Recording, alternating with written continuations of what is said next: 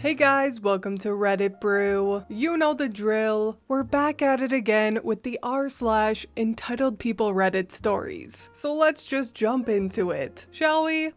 My mother-in-law won't move out. My Mill moved in with us the first weekend of March. We agreed that she would move out by the 1st of May. We lived with her before, and she made my life a living hell and caused me to almost leave my partner, as I couldn't stand the idea of being in any way, shape, or form tied to his mother. We have a 15-month-old daughter, and I'm currently very pregnant with a baby boy. Since she moved in, I have to do all the cooking and cleaning and get passive-aggressive comments or remarks whenever she doesn't agree with something I do. She treats my daughter and my 7-year-old stepdaughter very differently. She even said straight to my face that my stepdaughter will always be her favorite grandchild, and she can't help but show it. Due to my pregnancy, I have been fainting, feeling extremely dizzy, nauseous, have severe back pains, and my legs go numb a lot. It's hard enough trying to take care of a toddler and keep on top of the housework without having a whole extra person to essentially take care of.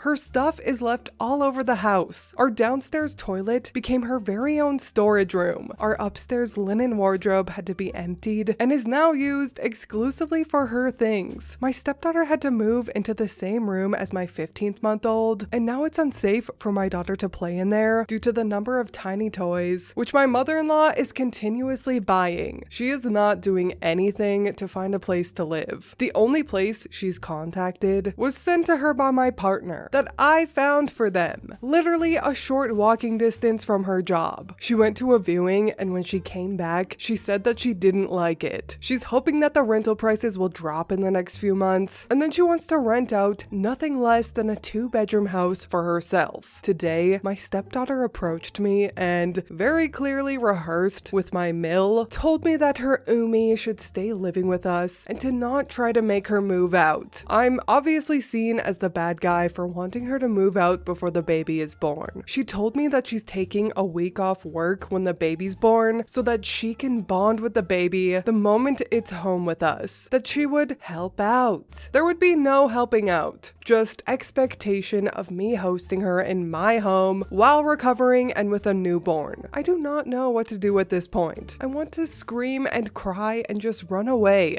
I told my partner straight that I want to leave if she doesn't move out soon, because I am not coping. I'm ready to pack up and go stay with my parents until she's gone, but I know my relationship with my partner would not survive with me leaving with our daughter even temporarily. I just feel so very trapped. Edit to add, Mill moved in with us because my sister-in-law kicked her out of their house after she lived with them for over a year. She does not pay any bills or rent. She might occasionally buy groceries, but it's often done because she feels I didn't do a good enough job at the grocery store. She has a stable, full-time job that pays her well. She never moved out last time. I ended up renting out a separate house and just left. My partner followed, and Mill stayed behind until she decided to move in with Sil so that she wouldn't be alone. I'm scared that history is repeating itself, but this time around, it's not just me. I now have 2 children to think of. My partner and I are not married. We were supposed to have our wedding in summer 2020, but global events put a pause to that. We have been together nearly 8 years, living together for 6 years. He is a fantastic father. I could never fault him on his commitment to his children. He's always trying to improve as a dad and is very involved when it comes to childcare. Being a great dad doesn't mean that he's a great partner. We love each other and are committed to one another, but there is no support when it comes to taking care of the house. Update: I ended up temporarily staying with my parents. They're only able to let me and my 15-month-old daughter stay for a few days at a time, but it's still an escape from my Mill. While they would love to help us out more, they're currently going through some personal issues. Me and my partner had a long, hard discussion about everything that has been happening, and the bottom line is, he doesn't believe things are as bad as I make them out to be. He said that I make mountains out of anthills, and that living with his mom is nowhere near as bad this time around as it was when she lived with us previously. However, he did promise to talk to her about any passive-aggressive comments. He also promised to start helping around the house, so long as I remind him. As you can all probably guess, Mill is not going to be moving out. My partner's solution to her refusing to leave is to ask her her to contribute to rent, and in September, when our lease is up, have us and the kids move to a new house without her. All this stress is very negatively affecting my pregnancy, and I'm in a lot of pain. I'm really struggling and had to call the emergency number for the maternity hospital yesterday. Luckily, my baby is okay. I started contacting all of my clients, and within the next 3 to 4 weeks, all of my bookings will be completed and I'll be free to leave. With my mill apparently now contributing to rent, I'm not worried about my partner not coping financially without my income. I don't know how or where, but I know I can't stay here with my mill, and with my partner enabling her. I don't believe that we'll move out without her in September, and if we do, I do not believe that she will not follow us yet again to the new house. I can't keep running away from this woman and moving homes every few years to get away from her just for her to keep coming back. Update: my partner is finally standing up for our family. Mill is not happy. Since I last posted here, a lot has changed. Just before I gave birth to my baby boy, I ended up getting hospitalized 3 times. The stress this vile woman put me through could have very easily cost me my life. The first time I ended up in the hospital, I was on the drip for a week. Unfortunately, my stay there clashed with my sister-in-law's baby shower. My mill berated me for not voluntarily signing myself out of the hospital to attend the baby shower. Something within my partner snapped, and from that point on, he would stand up for me, probably for the first time in over 8 years. Although, it still wasn't enough to get him to even just talk to her about possibly moving out. But this gave me a little bit of hope that maybe things will improve. When I gave birth to my baby boy, she was awful. She would criticize my parenting. She would make remarks about how I need to start smacking my toddler. She joked about my weight gain, how I'm useless at taking care of the house, and never cook for anyone but my toddler. The list could go on and on. About 2 months after my baby was born, my daughter opened the front door after my mother-in-law forgot to lock it upon coming home from work. My toddler ran away barefoot in only her pajamas. It was the most terrifying moment of my life. My partner rushed out looking for her while I stayed home with our newborn. My mother-in-law smugly looked at me, huffed, and told me that now I will have to start properly disciplining my children. She didn't go far, thank goodness, and when he got back with my little girl, we talked to her about not opening the front door, but she still is under 2 years old, so she didn't understand. I grabbed my daughter and we walked into the sitting room where my partner took her to just hold her on his lap. Everyone was full on adrenaline. My mill follows in and says once again that our daughter needs to be smacked for what she has done. I lost it. I screamed at her to never talk to me again about how I should discipline my child, that I will not take advice from a woman who used to beat her kids, that she has no say in the lives of mine. She was speechless, and my partner told me that I went too far. She didn't speak to us for a week, and that weekend, she left to stay at my sister-in-law's house. I told my partner straight that I do not regret what I said, that I do not feel guilty, and that if I have to, I'll do it again. He realized I'm serious and agreed with me. The passive aggressiveness got so much worse though. She started telling all of her coworkers that I refused to let her eat, that she doesn't remember the last time she ate a proper meal. That is true. I refused to cook for her, but she is free to make her own food, except she believes it's my job and not hers. Well, her coworkers started buying her food to bring home. Bread rolls, cakes, fruit. They all believed that she was being starved and abused at our home. My partner had a chat with her about how she's a grown woman and is more than capable of making herself her own meals. My stepdaughter sleeps on the floor on a mattress ever since Mill moved in with us, and in the past 2 months has been voicing about wanting her room back. Mill started telling her stuff like, "You're going to miss me when I'm gone," or "Who's going to take care of you if I move out?" This infuriated my partner. He is very protective of his daughter. She is autistic and very easily distressed when she gets intrusive thoughts. Mill manipulates her a lot in order to get my partner to agree with all sorts of things. Well, my stepdaughter voicing wanting her room back was just what my partner needed to hear in order to finally have a chat with Mill about her moving out. She was very upset and once again went to stay at my Sil's house, who just gave birth 3 weeks ago, and they agreed to let Mill move back in with them as soon as she finds a job close to where they live. So, looks like she's going to be moving out sooner rather than later. My partner grew a backbone and started setting boundaries with how she treats me and our children. I'm not delusional though. My Sil kicked her out once, and she can easily do it again. And if she does, my Mil might very well want to move back in with us once again. This time around though, she is not going to be stepping a foot in my home. If my partner has an issue with it, he can go live with her someplace else. I'm done with putting myself and my kids through the hell of living with this woman.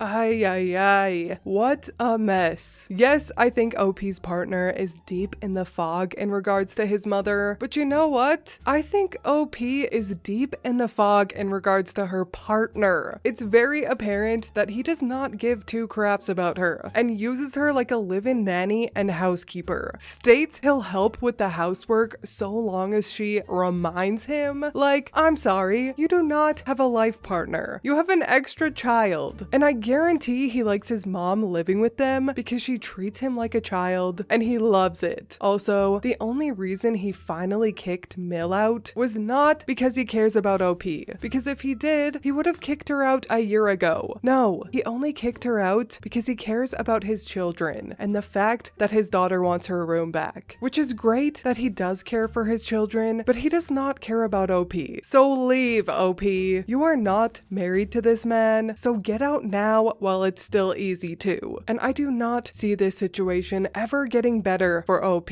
I just see history constantly repeating itself of her being used and Mil moving in time and time again. So save yourself and your kids the trauma and leave. But anyway, that is all from me today. I hope you enjoyed this Just No Mil story. Let me know what you guys thought of this one. Do you agree with me? Do you think OP should just finally get the heck out of there? I love to hear your opinions, so leave them in the comments below. Please leave a like and subscribe if you want. I truly appreciate when you do, and I will see you in the next Reddit story. Bye!